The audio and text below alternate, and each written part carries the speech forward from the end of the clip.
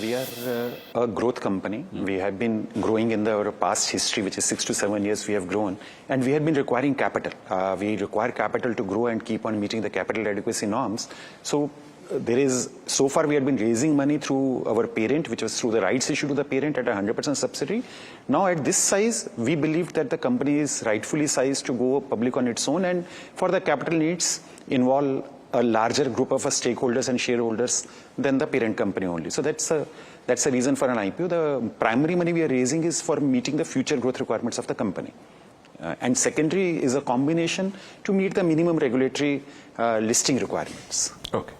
Coming to the listing requirements of the Reserve Bank of India, and of course you were part of the list of the top, the largest NBFCs in the country which were mandatorily required to list. Had that not been in place, do you think that the listing would have taken a little bit longer than current?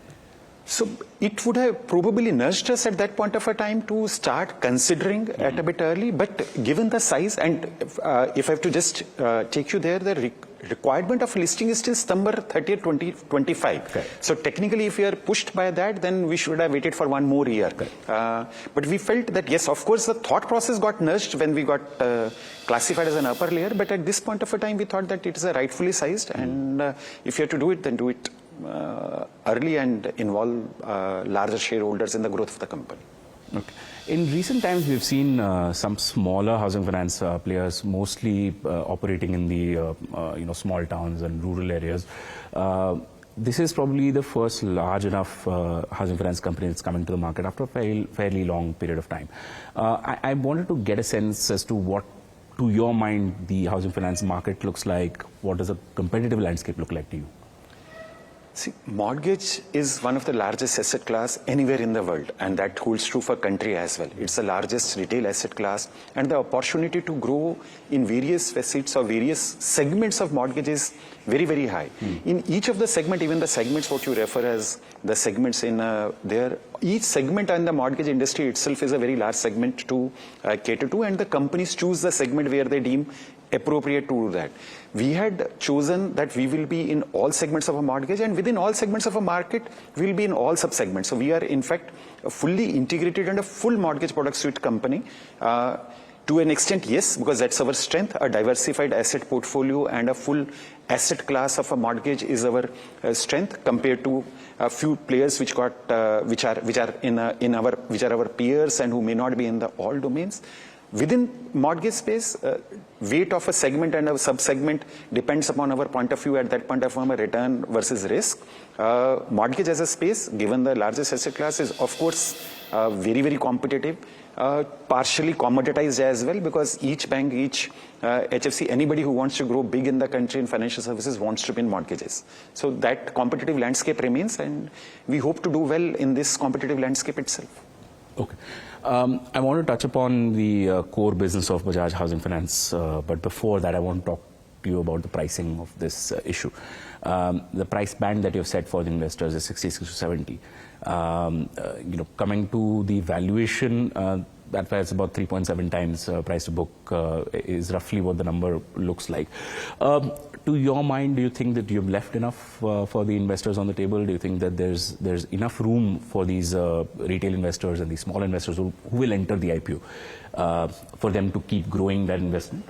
Vishwanath, this is an area which, of course, I'll be blank at, because valuation is not my matter of expertise, and I'm not a stock market expert at all. We run a business. Happy to answer questions on the business construct and how we are running the business and what are our strengths on the business.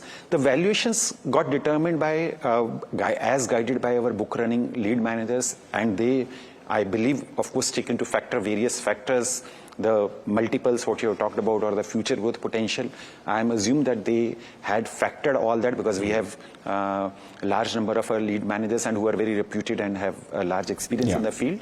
We are guided by the experts there, because we know how to run the mortgage business. I, of course, do not know anything about the capital markets and the valuation. That's completely fine, sir.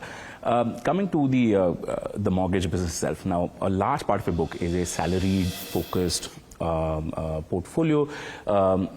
Majority is sourced directly by your branches, 215 odd branches that you have across the country. Tell me how this is geared towards future growth, because as you said earlier, the competitive landscape is still tough. Every lender who wants to be someone is in the mortgage business. How does your franchise help in that, pushing that growth forward? So Vishwanath, we are, like I called out, we are present in all segments of the market and all sub-segments. And within segments and sub-segments, at a point of a time, depending upon the return risk metrics and depending upon what you perceive as to be doing better for overall growth of the company, you put more weight on. So a larger part of the book had been salaried or has been salaried, but we are present across all segmentations. The branches for us are largely our front offices in that sense, because we run a dispersed system in the front end, and we run by and large centralized mid office and back offices. Yeah. So branches for in our context is largely a place where sales teams come and they operate from the sales team. The markets what we are operating in are larger part of the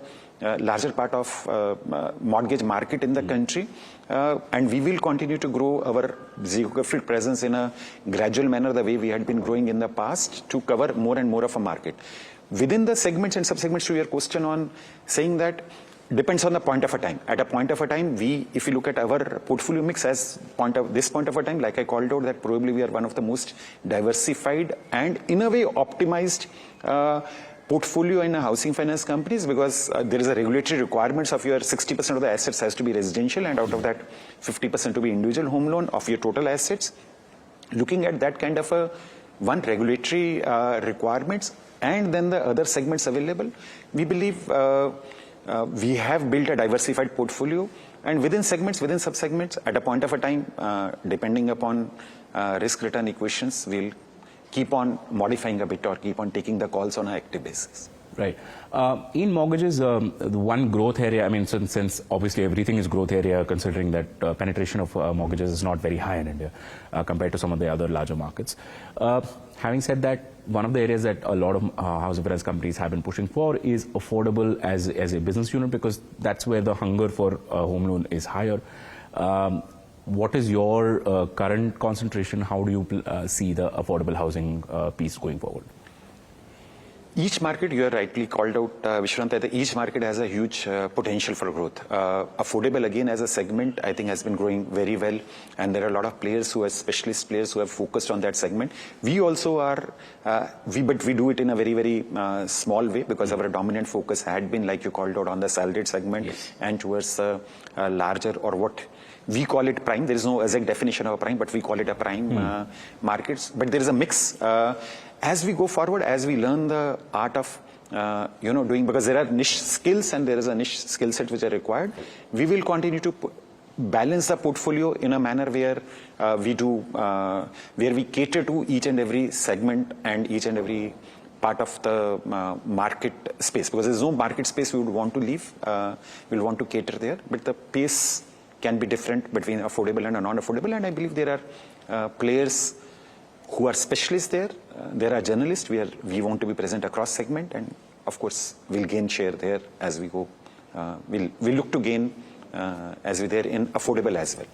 Okay. Thinking about your average ticket sizes between 45 and 50 lakh, if I'm not wrong, right? 46 lakhs. So that automatically puts you in mostly up to maybe tier 3. Maybe going below that will not make much sense for you as a business. But considering that you're in that space, first. Secondly, a large part of your book is 750 plus CIBIL score. Large part of your book is also salaried. Do you think that maybe it's a little too limited? Not exactly. Again, it's a point of a time, Vishwanath. Like when we started, if you take 6 years back, we were largely 100% salaried. So 5-6 years back. But we continue to expand the segments as we went. Self-employed is now through the door, because one you're looking at is the acquisition figure, but then through the door figures, there is a shift in the segmentation, or there is an addition to the segmentation. And when you called out on that tier 3, we are present in some of the upcountry locations as well through what we call our rural, where we do largely a bit of affordable. It's not a very large area for us. That's why we don't call it out very specifically. But we, like I called out earlier, we had been trying to learn each segment and each sub-segment of the market, and our intent would be to be present across the segments. However, it's a point of a time. At a point of a time, you can be dominantly focused on a particular segment. At a point of a time, as you learn the market more, as you establish the risk-return balances more, there can be, you continue to shift you continue to actively manage a portfolio and shifting.